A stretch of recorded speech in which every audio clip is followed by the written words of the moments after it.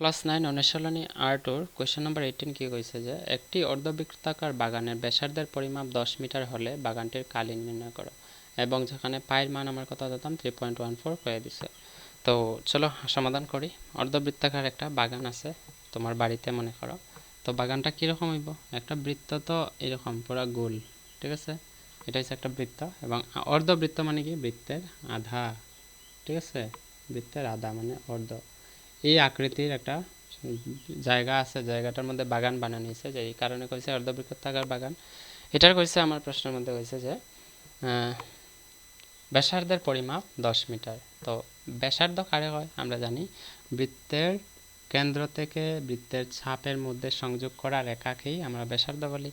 এবং যদি পুরাটা বৃত্তের মধ্যবিন্দু থেকে মধ্য দিয়ে যদি বৃত্তের উভয় দিকেই ছাপের মধ্যে সংযোগ করে, এটা হয় ব্যাস। অর্থাৎ পুরা রেখাটা হলো ব্যাস আর ব্যাসার্ধ হইল গিয়া তার অর্ধেক, মানে কেন্দ্র থেকে একদিকে চাপের বাহুর সংযোগ করা বাহুটার হচ্ছে ব্যাসার্ধ। তো ব্যাসার্ধের আমরা কি বুঝি? আর মানে রেডিয়াস কত আছে? 10 সেন্টিমিটার, ঠিক আছে? সরি সেন্টিমিটার না, মিটার দেওয়া আছে। আমার কইছে কি তা এটার অর্ধবৃত্ত কার বাগানটার খালি নির্ণয় করতাম। তো প্রথমে আমরা সলিউশন দিয়ে লিখবো যে দেওয়া আছে কি আছে, বাগানটির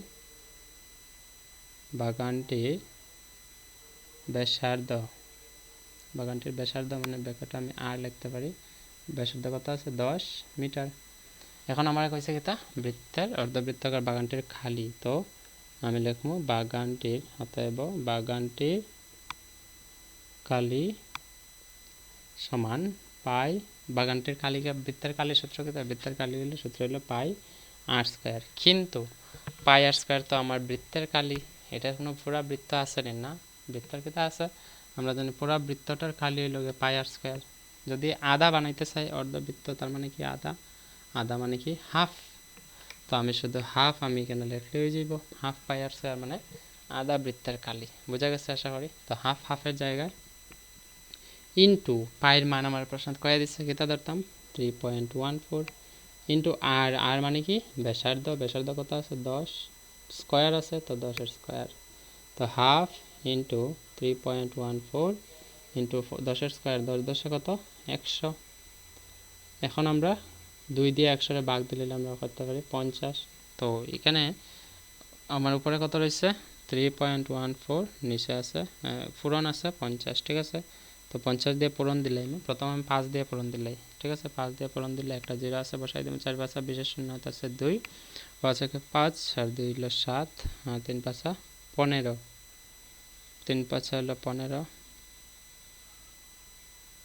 আর কি আছে? একটা 0 আছে, 0 দশমিক কয় ঘর পরে? 2 ঘর পরে।